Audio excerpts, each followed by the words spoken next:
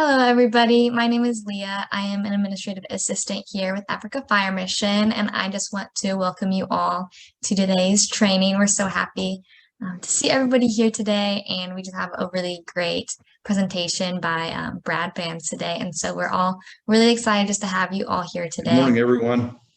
Good morning or good evening, depending on where you are. Good evening, yes. I make that mistake all the time.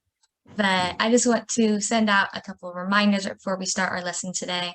One of them being that it is really helpful if you all stay muted during the lesson. This just makes it a little bit easier for everyone else to hear the lesson as it's going on, as well as when this is a recorded lesson. And so once we edit it and put it on YouTube, it's a little bit easier to hear that if it's muted throughout. But if you have a question, please feel free to raise your hand or type it in the chat. I look for those types of things throughout the training, so I will make sure that you get called on, or if you type in the chat, I'll make sure to voice that for you so that all your answers can still get, all your questions still get answered. And then also I want to remind everybody that we do offer certificates after the end of these classes, but you do have to attend 70% of the training. And that usually looks like 45 minutes of an hour-long training. And so as long as you are in here for the 45 minutes, you'll get your certificate. But I do ask that you please make sure that the name that you are currently logged on with, so whatever you see on your Zoom, that is going to be the name that is on your certificate. So please, if you do not want it, I know that some people, their phone automatically logs them in as their phone name. So it might say Techno or whatever brand you are with. And so please, I know you don't want that on your certificate, so please change it so that we can get you the certificate with the correct name. But other than that, I'm going to hand it off to Errol, I believe. I think Errol has a word of encouragement for us.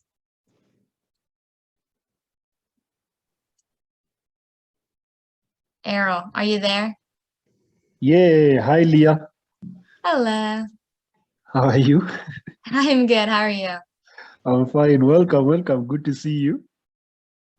Good to see you. How is it? It's evening here and very sunny and hot. It's morning there. Yes, it's morning, and also it's going to be pretty hot today. So good. Yes. Do you have a word of encouragement for us? Of course I do. Amazing. Okay, so I go ahead. I can proceed. Okay, all good. Thank you. Yes, good evening, everyone. Good morning, everyone, and good afternoon, everyone.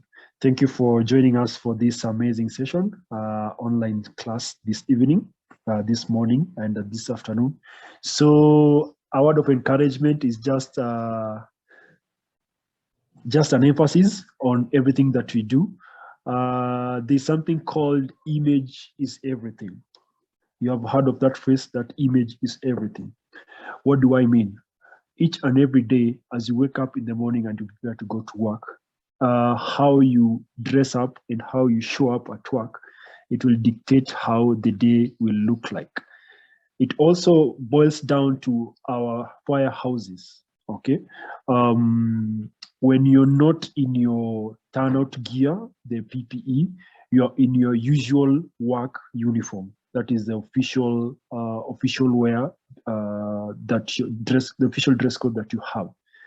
So let us not always forget to look presentable. You iron your shirt, your trouser looks nice, you brush your shoes, and also they look clean. And also grooming, also it's important. Let's not forget all those, because image is everything. Remember, you can have visitors at your firehouse. For example, a very prominent person can decide to visit, and then when they find you, you're just not in your normal uniform. For example, you're having your official shirt, and you're putting on a very funny, not so pleasing trouser, and then the shoes are not so well clean. Then it will destroy the image of the fire service. Also out there, when we go out to respond to a scene of an accident, when you're doing extrication, when you're doing suppression, either defensive or offensive, how you put on your turnout gear tells it all. That's how the public will respond. If you guys don't dress nicely, of course, the community won't take you seriously. So it goes back to image is everything. So every time you have your uniform, you have your turnout gear, maintain it, let it look nice, iron it for those who are having official clothes, and wash them and make them clean. Also grooming, you make yourself look nice. So remember, image is everything. So let us not forget that. And thank you for that short, encouraging moment. Do enjoy the rest of the lesson. Thank you so much for that, Errol. We always just really appreciate whenever we get to have you on and for you to share a word of encouragement. It's just always so great when you come on and share that. So thank you so much for that. And now we are going to pass it off to Brad Banz, who has the presentation for today. So please welcome Brad. You can take it away. Thank you. Thank you, Errol. That was a great message. And to build on what Errol says, he said it's very important to have your uniform and looking good, looking sharp for everyone to see. When you train, you look good out there on the fire ground. That is equally important. So thank you, Errol. So Errol, I am going to lean on you. You have a very important job today. We're going to be talking about market fires. We're going to be doing a discussion. So I'm going to present a case study. The case study is going to be from a market in Makola, in Accra, Ghana, the Makola market. And so I understand that we usually have some firefighters from Ghana, from the Ghana Fire Service. So this is going to be great. We can get some input from our Ghana firefighters. And then when we do that, it's going to be really important that we get input from all of you, because this is for you. Market fires are a really, really big problem in Africa. So we want to get all of you involved in this discussion so that we can help maybe to come up with solutions, because that's why I'm here, is to help you all make solutions to maybe stop the market fires from being such a big problem in Africa. So anyway, with that, let's go ahead and get started. Let me get the program up and going here for you. I am so excited about this.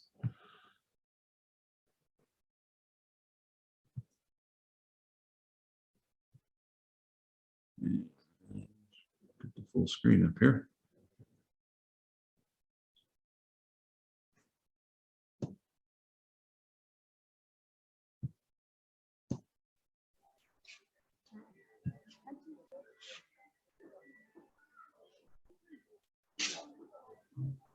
Slideshow, there we go. Can everybody see that okay? Yes, Yep, we can. you're good. Okay, Yes. good deal.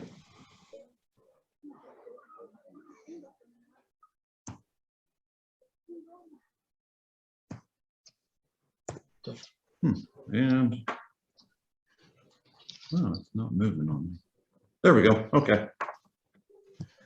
So to give everybody a good background on this,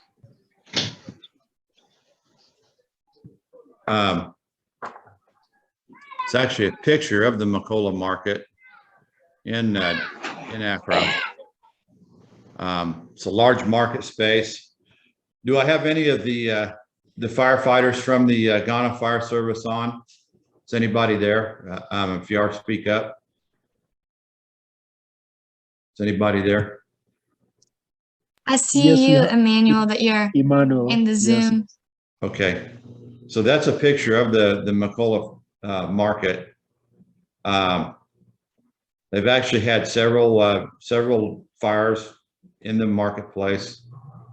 And actually, it's a good representation. That's the reason that I picked it, of the marketplaces across Africa, and for that matter, for those of you firefighters that are on here from other countries, market spaces across the world, in other countries.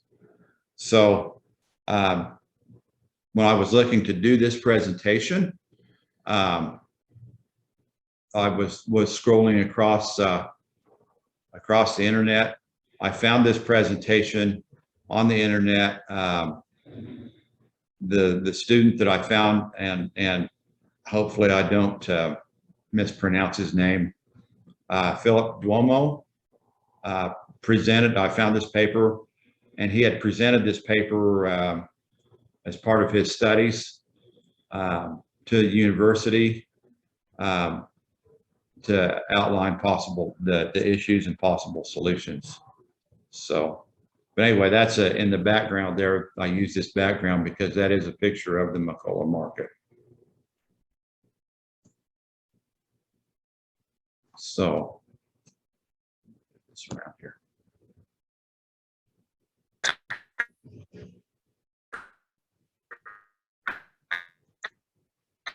So here are issues. What he came up with while doing his study, the issues that he discovered were that there are a lack of proper layouts within the market. You can see that there's this space that the shoppers are walking through. That's pretty crowded. So that was an issue that the firefighters, fire brigade members were facing. The congestion. You see all of the goods laid out there, and it's squeezed pretty tightly in there. So that was another issue that the firefighters faced, was the congestion, especially when you get lots of shoppers in there, trying to get them out of there and to get in with your apparatus, and just getting firefighters in to make a fire attack, and access for the fire tenders. If you look back over here, look at the vehicles right in there. Not much room left to get the fire tenders in and out of there, is there? So those were all issues that that we're facing, the fire brigade members.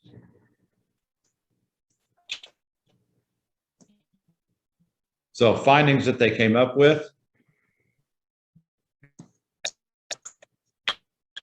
So as far as causes, they had illegal faulty wiring and arson.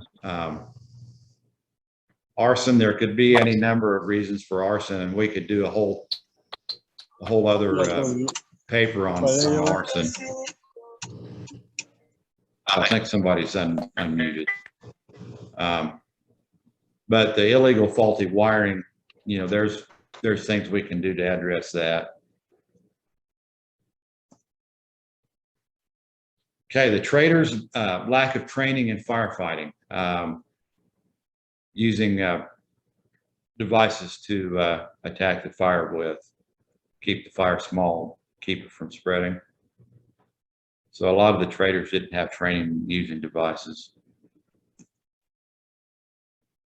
The lack of firefighting appliances and personnel.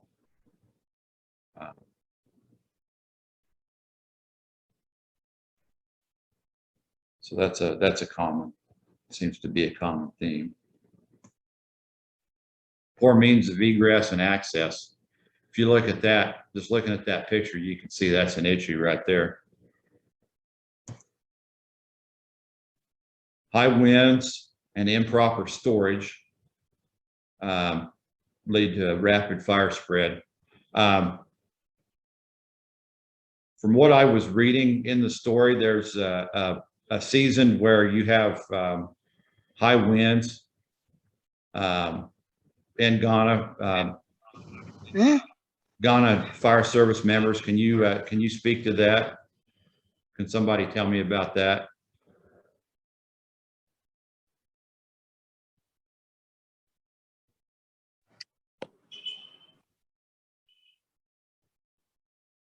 Emmanuel, I see that you're unmuted. Do you have anything to Emmanuel, say about that? Yeah, hello. Hello. Yeah, good afternoon, officers. Good afternoon to you as well. How are you today? Manuel, Um, can you speak? Do you have a season where you have high winds in your country? Please come again. Emmanuel, do you have a certain season where you have high winds in your country? No, sir. Oh, you don't? Okay. Yes, sir. There was something in the paper where it spoke about a windy season that was a contributing factor to the fire spread sometimes. And the other thing I just want to put it is like how the Mokola market was built. When you see the picture, you can see that it's a street.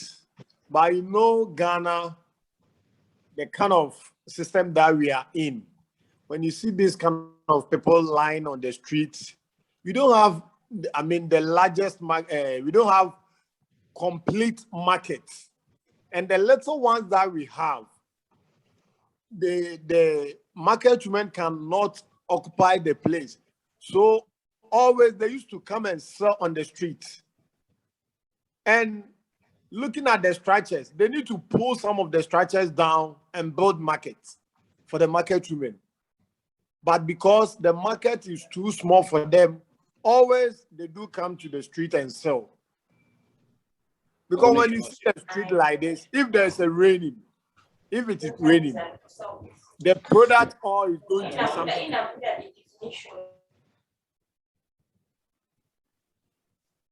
right. Thank you. Thank you for that input. Yes, sir. So we're gonna discuss a lot more as far as things that we can do. That's good input. Yes, sir. Thank you, sir.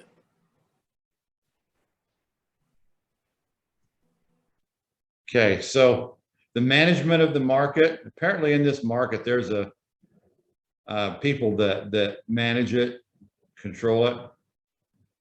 It says that they had no management policy as far as fire, no fire prevention policy. So they're just there to make money. They charge rent, and they had no fire prevention policy.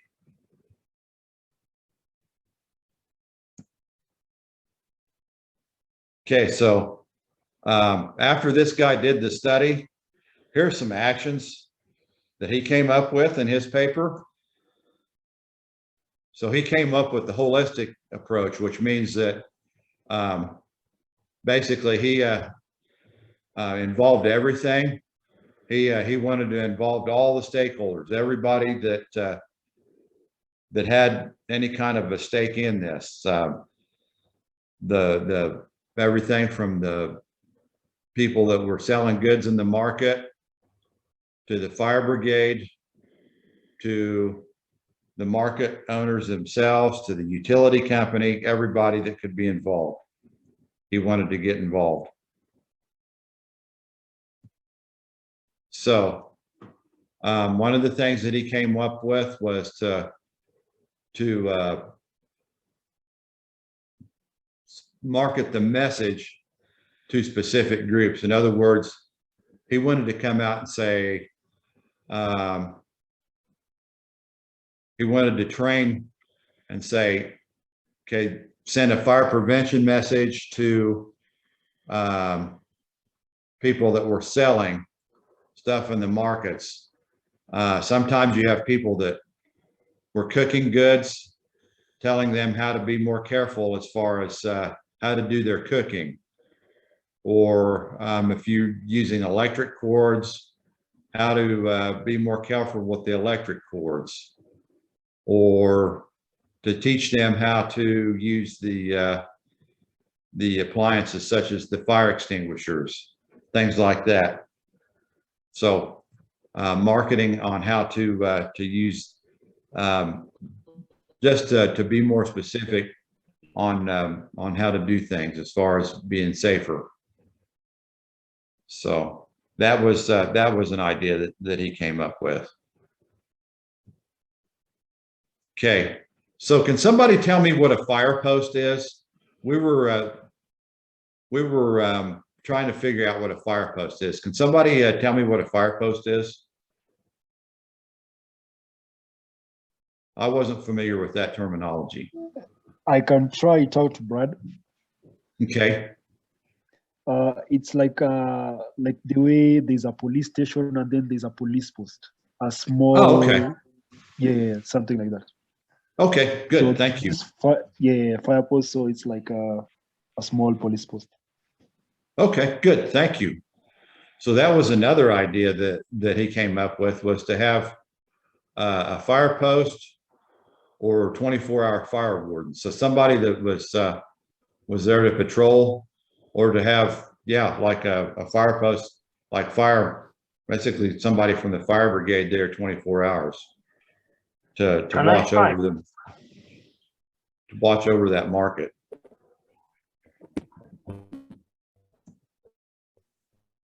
So early warning, detection, fire extinguishers, more fire extinguishers, hose reels, and landing valves.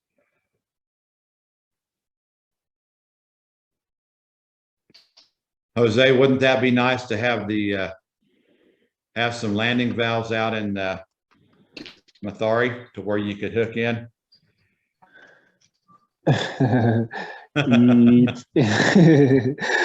they won't last for long. It will be wonderful, but they won't last. Yeah, very true. So another thing that he suggested was adequate exit points, and to reconstruct the marketplace so it was laid out better. That's very important. To do a risk analysis, to look at problems, see where any risks are at, and try to make them better.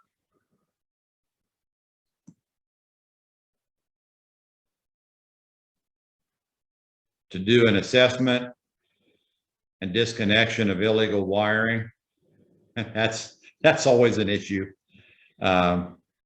We know that's a big problem anywhere you go. That's an ongoing problem. And finally, public education and prevention funding for the fire services.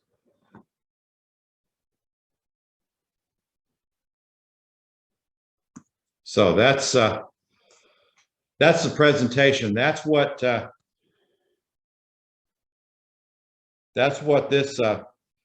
this young man came up with when he did his study. So now it's your turn. It's everybody's turn now for discussion. So the first question I'm going to ask is, do you have fires in markets in your communities? And the first question, or the answer I better get from everybody, is yes. So Jose and Nairobi, you guys have Jacomba, don't you? Yes, that's a Gikoba market. Yes, that's a big one. Another one that kind of spurred me on to do this presentation was after they had the fire in Isiolo about a month ago, I think it was. So a little over a month ago. So yes, everybody has fires in somewhere in Africa. This paper was done in 2015. They did some.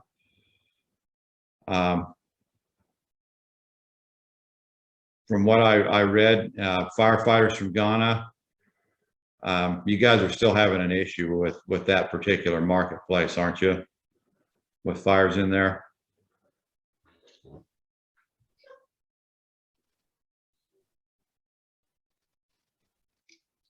Emmanuel, have you heard the question? You guys are still having issues with that marketplace, aren't you? Hello, sir. Emmanuel, are you still having fires in that marketplace? A lot. A lot. So A lot. And sir, do you know one thing? As I'm sitting here, I feel like crying. yeah. I feel like crying. The moment So I joined the class and I saw Mokola Fire, Mokola Market, I said, wow, where from this? I don't yeah. even know that you have this kind of beetles at your end. May God richly bless you guys. May God Yeah. richly bless you. And I just want to ask, have you been in Ghana before? I have not. I have not. So how did I've you been to manage and Kenya. get this kind of information? How did I get it? How did you manage and get this kind of information? So I got it off the internet from a study that a student at at the university there did, that was posted to the internet. So it was actually a Ghanaian student that did a paper on this. So it was something that was actually done within your country by a college student. He did a Okay. very, very nice study. Okay, they did a good job because Yeah, he I did a remember, very good job. I Yeah, quite remember around 2013, 14, 15, that year, we recorded a lot of market fires and we were heading towards election time. So the government was thinking that maybe some people are sabotaging the government. So within 2 days, one big market will go bent. Always there's so many market fires. So they brought experts from US. So I was thinking that maybe you were part of that group when they came to Ghana. no, Wow. this was done by somebody within your country, somebody from the university that was actually doing he did a paper for his studies. So he Then did a good job. the person did a good job. Yeah. And, So he's and come I'm up with the surprised. I don't know ideas. what to say. I'm surprised. I don't know what to say. Yeah. You God really bless African Fire Mission. You guys are brave. So You guys yeah, are brave. but see, we're doing this, and the reason that I came on here today is to get you guys to talk and to see what things that you guys can do to help stop these fires. So that's why we're on here today. Yes. So Yes. So that's why we're on here. Yes. We need such people for them to do a survey, study to our leaders so that our work can be, See, we can get it started. I mean, easily for us. Yeah. When they try to do such a thing to our leaders, I mean, when I saw the information, I said, I was very happy. I'm very happy. I'm very happy. They did a really good job. Yeah. Yes. See, somebody in your country is trying. So you have to keep it going. Yes. As a member of the fire brigade.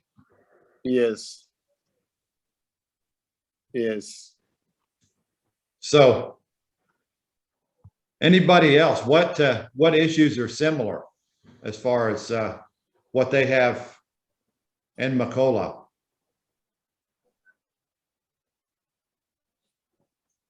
Gosh, no.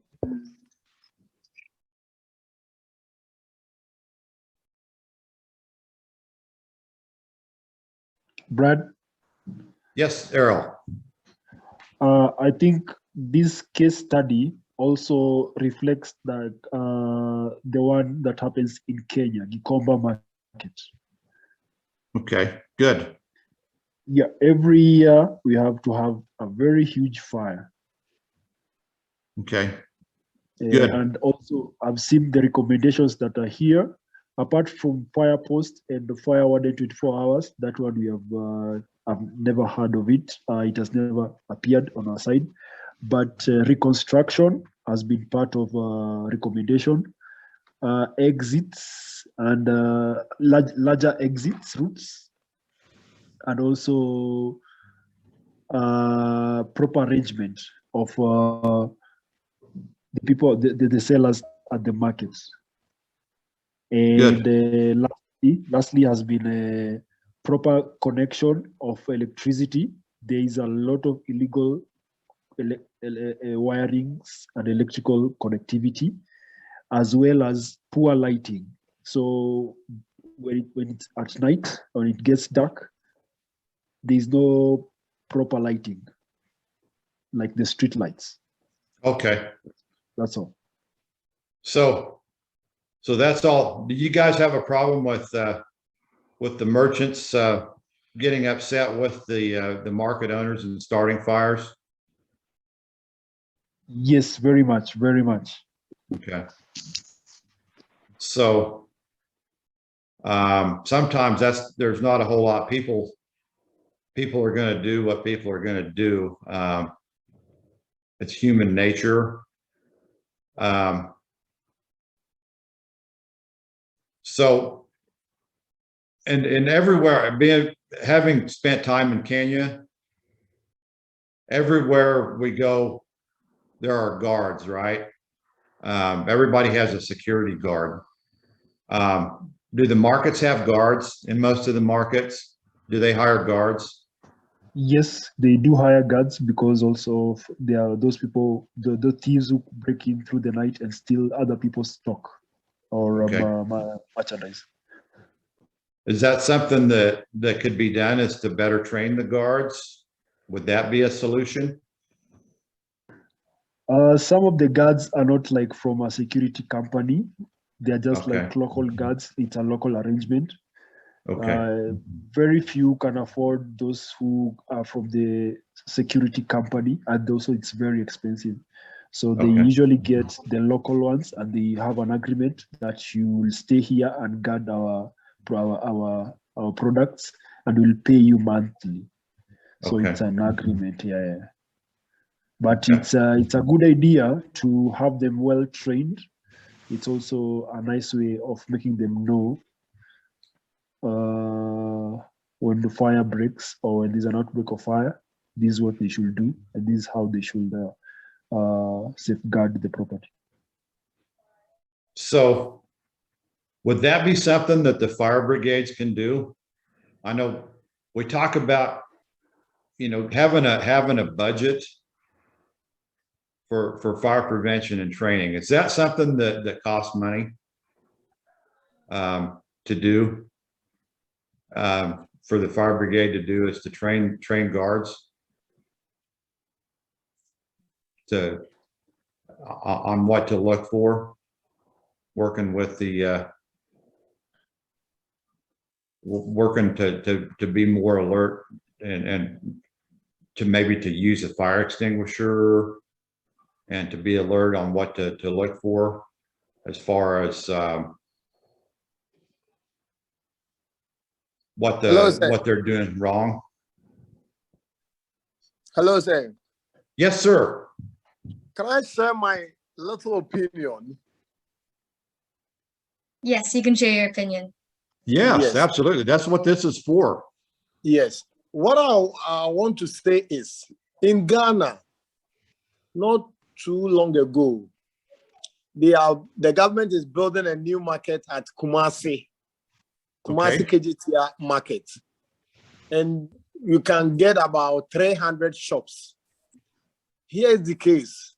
300 shops, they are using only 1 meter. 1 meter. So this 1 meter is 300 shop power. I mean electricity. Okay. So it got to a time they've appointed a new CEO for the electricity company of Ghana. Okay. And they realized that they are owing, the market women are owing. When they got in there, they were using only 1 meter. So you can have the security guards or whatever, the security men, but if we did not do the right thing, by all means, you are going to witness a fire outbreak, and it's going to be massive. Yes. Because I don't see the reason why 300 shops should use 1 meter to supply 300 shops power.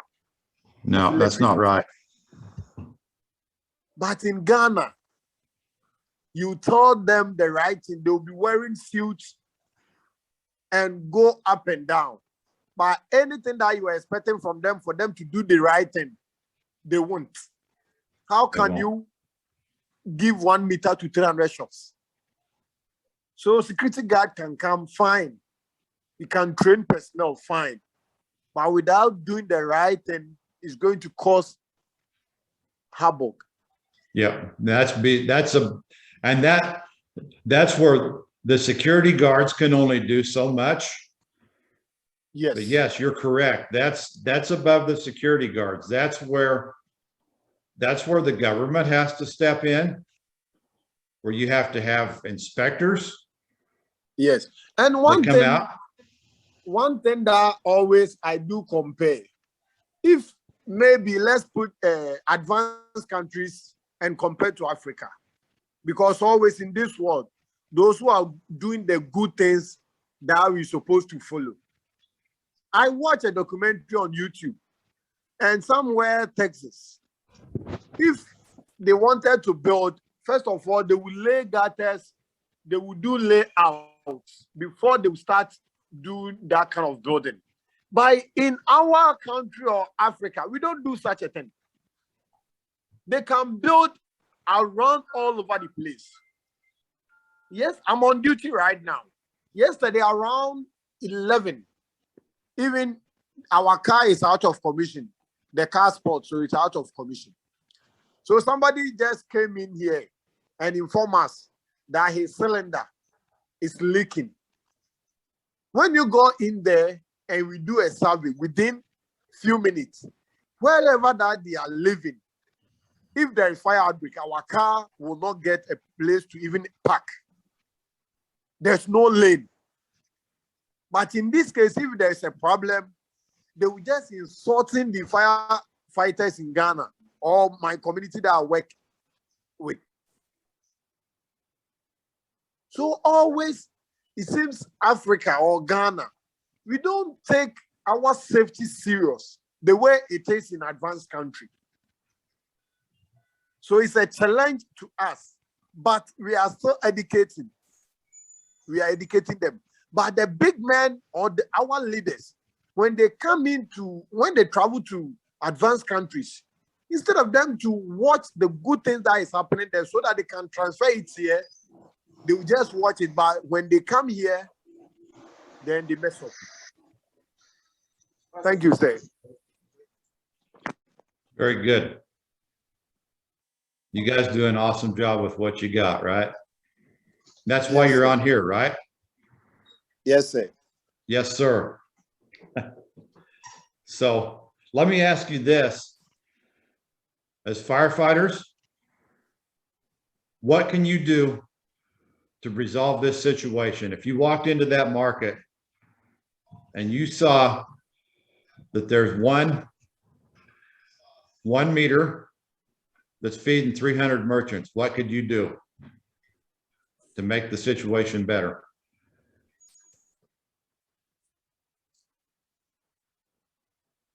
Can I speak? Yes, absolutely. Yes. What I would do is I would just find a time to visit them peacefully and started drawing their mind on it and informing them that there is a risk. We are sitting on time bomb. Because if I take maybe 5 shops and all of them are using fridge, I don't know the kind of voltage that they are consuming. And since it's electricity, if you give more load or overload to the meter, it's going to be a fire outbreak. So I will start educating them that. You have to tell them the risk. For you to spend 10 minutes on each of them, by all means, they will be also starting sending your message that you gave to them to others. Then they can come together and inform the authority that this is the time bomb we are sitting on. So they need to do something about it. That's my little opinion. Yep. What about if you went to the boss, the owner of the market, and you told them that they're not going to make any money if all of their tenants are burned out, that they need to do it the proper way? Yes.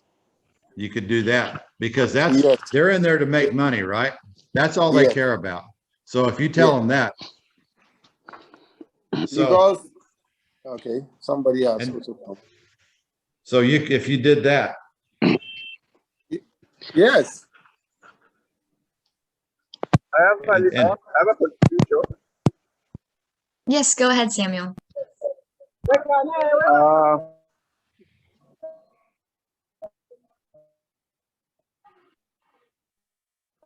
Samuel, did you have a question? In Kenya, market. I have a comment. Just a bit. With that, we came up with a resolution on the issues of market fires, just like a structure like that one, because we have been having so many issues. Even one of the Mercedes that we are having couldn't even penetrate within the market. So at times, number one thing that we did, we went to the planning officer for the market and strategized on the way. So now, in case of the market fires, we can. Samuel, I'm having a really hard time hearing you. Could anybody else understand what Samuel? You were cutting in and out a little bit, Yeah. but I was just getting that you were saying that you guys in Kenya experience really similar things as in Ghana. We are having specific.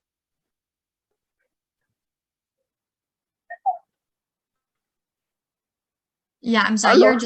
You're just cutting out. You want to say that one more time? Okay, can I continue? Yes. You can continue. Yeah, I'm saying, sorry for that. I'm saying, we have come up with a plan because the city management is in charge of the market.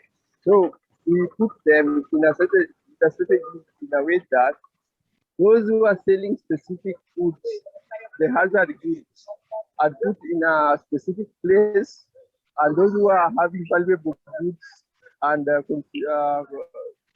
mostly flammable goods, we have put them in another section.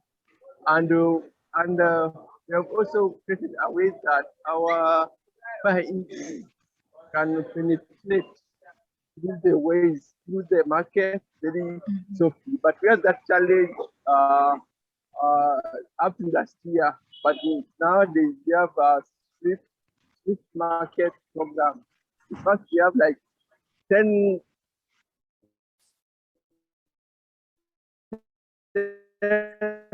Oh, you're cutting out now at the very end. In the market. Okay, thank you so much. Yeah, but I was getting what you're saying, that it is a really good idea to have a plan of where specific people that you were like saying that sell specific things, that they each have their own spot and that they're assigned a spot. And yeah, that is really helpful. That's really good. That's a good idea. Planning. Yeah. That's a good I idea. see that Omer, sorry, I pronounced your name wrong, but I see that your hand is raised as well. Do you have something to say? All right, Omer, Justice. Yes. Yes, sir. All right. Can you hear me now? Yes. Okay. So I listened to a comment from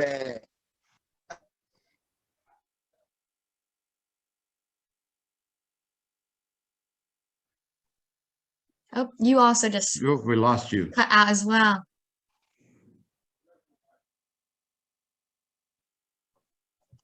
All right, we can come back whenever you pop back in. Hello, yeah, I can hear you now. You cut out for right when you started talking. all right. So what I'm saying here is while we are getting the suggestion to meet the market management as regards to that system of wiring, I feel in my part of the country, like Nigeria here, what we do is we tend to meet the authority that's are in charge of power distribution.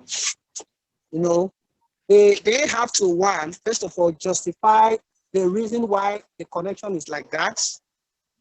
And because the market people may be ignorant of the electrical standard of household wiring. So when we now try to see how we can educate them, it seems as if we may not reach their hearts. So when we use the authority and we question why the system of wiring is not up to the standards in terms of using 1 meter to distribute to over 300 shops, they could justify it. Maybe the standard of the meter can hold such capacity of shops. So it is up to them to give that logical explanation before we go straight and know what next to do. Then I also heard about cooperation of the market people. We have what we call enforcement team.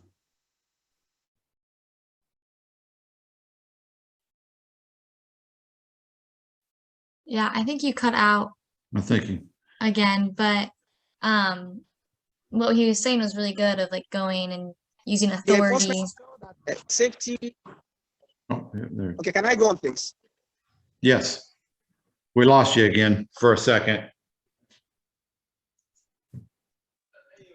I think you cut out again. Yeah, you're cutting in and out.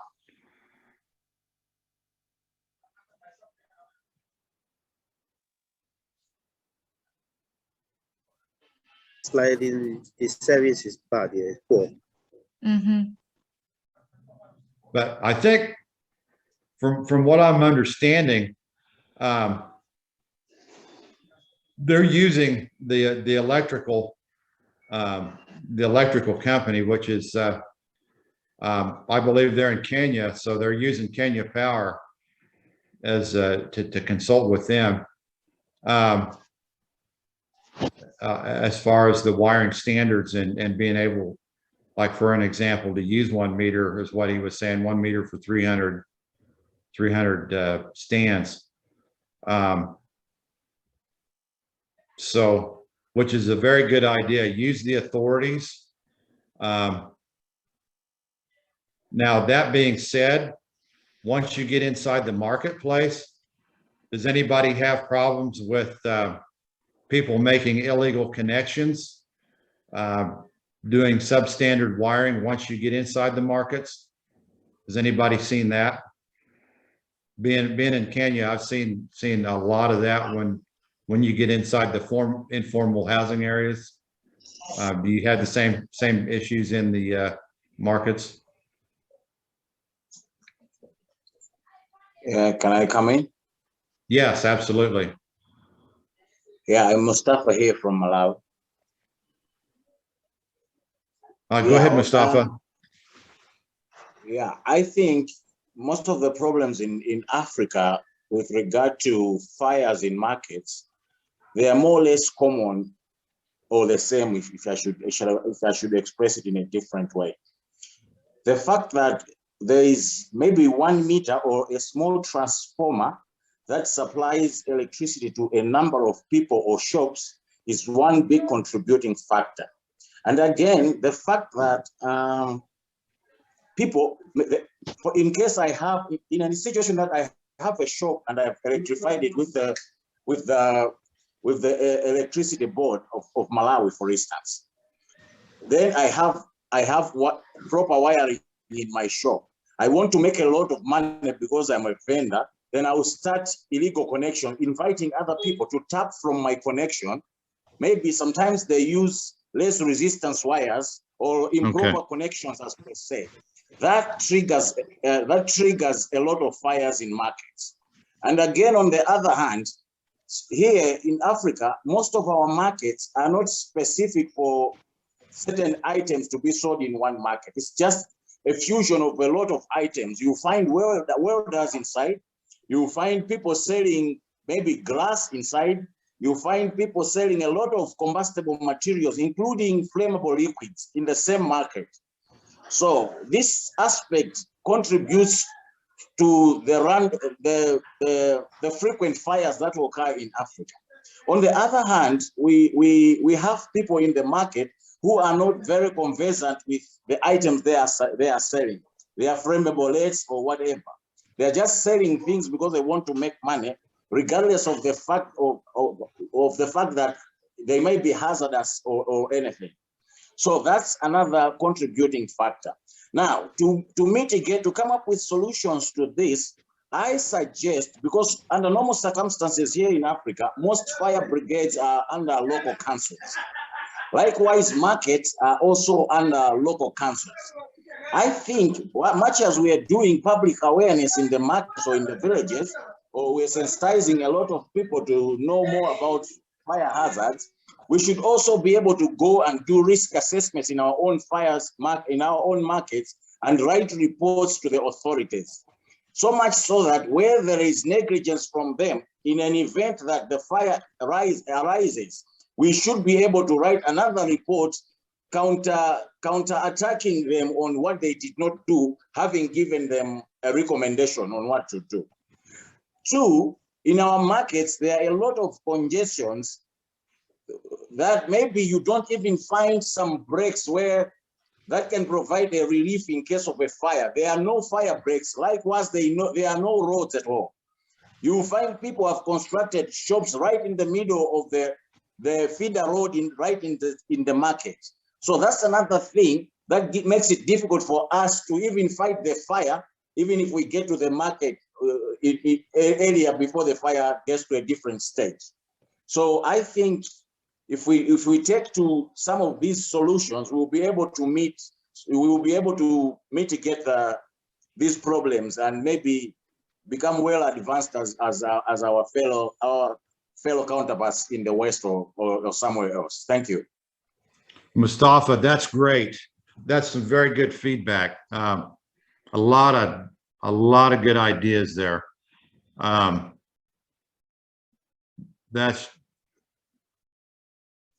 I think we've come up. I don't know, can I say something? Yes, absolutely. Yeah, I want to understand that this market fire is as a result of poor planning in Africa. Poor planning. Just like what Nixon mentioned, how will you plan a market and somebody will go and be selling in the middle of the road? That's poor planning. If a proper planning is done, proper arrangements of grocery stores that has to be sold are placed, there won't be need for anyone.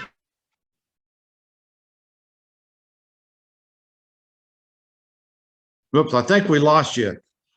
So proper planning, and I think if I kind of got the idea before we lost you, so planning and arranging items according to the type of goods, I think that's an excellent idea. Going along with what Mustafa said, everybody's just kind of mixing and matching items together, like grasses along with flammable goods right next to each other. I think that's an excellent point, and somebody else brought that point up as well.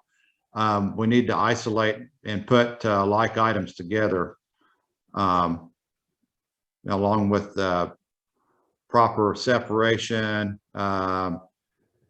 access, and that's something that the young man that wrote this report,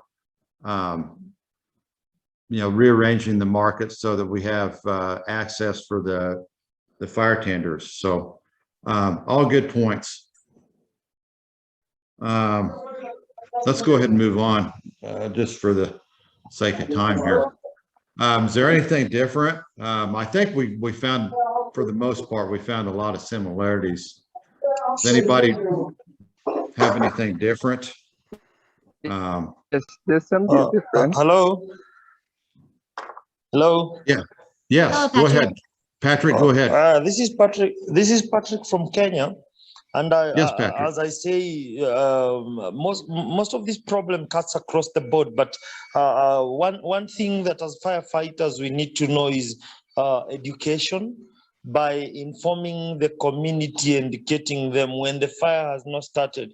Like you find some of the market during construction, they have fire hydrants as requirement by law, but you find people have built on top of them, they have covered them. So as firefighters, we have a lot of education on, especially on prevention, telling them, hey, in case of fire, and you have built, let's say, a kiosk or a shanty on top of a fire hydrant, it will be very difficult for fire department to help you. And a key thing I've realized why sometimes we get conflict and we are beaten as firemen is because they don't know who we are. One, it comes to a point of identification, and this comes through going through the market. Like we say, every Tuesday or every Friday, we are going to talk to people in the market. If they see fire, what do they do?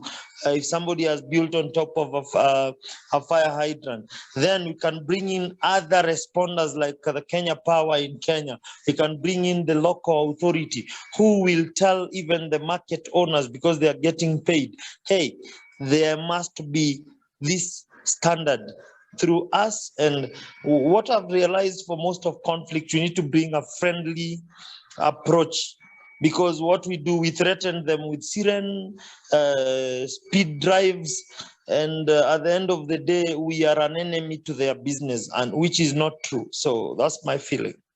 Patrick, that's very good. You came up with some good points.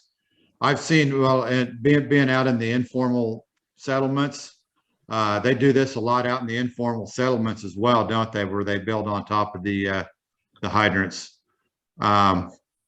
So that's very good. Go out and you something else that you covered is going out into the you said twice a week, and that's good. Going out and I have an addition. Go ahead, Samuel. Yeah, apart from the education of the community, we have something called community engagement.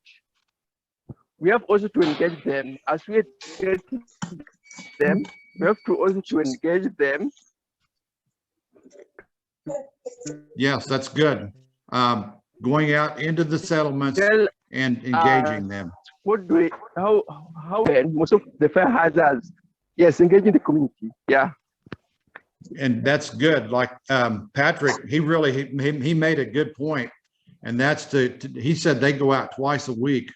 Go out and sensitize everybody. He said one thing that they talk about is the locations of the hydrants. You can go out and sensitize them on how to fight small fires. Sensitize them on the cooking fires, how to extinguish small fires. If they have extinguishers, how to operate their extinguishers, things like that. Fire safety, that's good.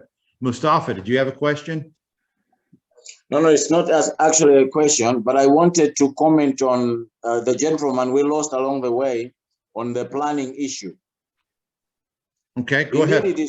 There is lack of proper planning in our cities, in our markets, but that trickles way back to the standards that we use when allocating personnel in the markets.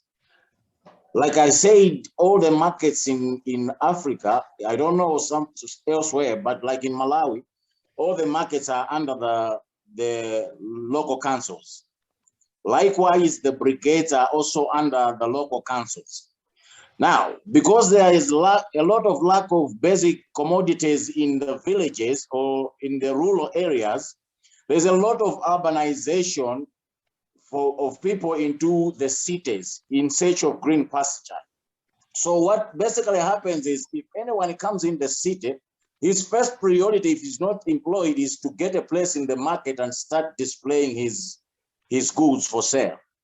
Now, there's a lot of congestion in our markets to an extent that because of the urbanization has gone way beyond control, a lot of people just come in with no regard that the cities or the markets have laws that people abide by, the bylaws. People overlook them. So even if we start taking measures of trying to control or to enforce the sanity in terms of how to allocate people into spaces in the market, sometimes they overpower the authorities.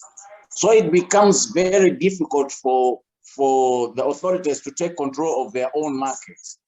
But I totally agree with the fact that maybe if we engage too much into public engagement, and the way you said, teach people on how to prevent fires, how to fight small fires, and of course, encourage the authorities to put in more firefighting equipments in the markets, of which currently we don't have. You cannot find an extinguisher in the market; it will simply go for sale. You cannot find hose reels in the markets; they will be cut off for sale.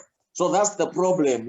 People lack proper responsibility of the fire prevention measures that are placed in the markets.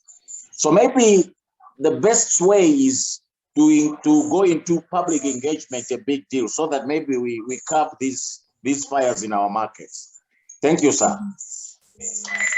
Very good. Oh, whoops. Oh, it's 9 o'clock. That's Yep. my pager test. Hold on just a second. You're was my good, Brad. 9 We're o'clock actually going to wrap up this portion of the training and transition into tea time, which you guys are more than welcome to continue this discussion. We are really thankful, Mustafa, for especially what you just said. You've said some amazing things that are just really helpful. And I know for me personally, since I've never been to a lot of the countries that you guys live in, it's very helpful just to get perspective on that. And so I really appreciate you and everyone else who has participated today in conversation. But I do just want to transition it now to tea time and remind everybody that you'll be getting your certificates later in the day as long as you attended 75% of the training. I'm sorry, 70% of the training, which is 45 minutes. And it's not too late if you want to change your name on your certificate. Change your name now and it'll show up as the correct name on the certificate. And I also just want to remind everybody that these are weekly trainings. And so you use the same link that you used to come on today's training. You can use that next week. And also please share that registration link with your friends that are firefighters or community members that are interested in the fire service. We've just been growing at an insane rate this year. And so it'd be amazing if we could continue that and just keep growing. You guys do an awesome job of sharing. Log on to our Facebook network, and it's just a great time to, connect with other firefighters and other people that, share the same struggles as you. And I also ask that I'm about to send out just a couple links. One of them is an evaluation of our training, and we would really appreciate if you guys filled it out. It's just really helpful so that we can continue to create content that you guys want to see and talk about topics that you want to talk about, because that's really what it's all about. And so I just want to thank everyone for today and for attending, and I'm going to transition it over to Errol for tea time. So thank you and goodbye. Thank you, Lee.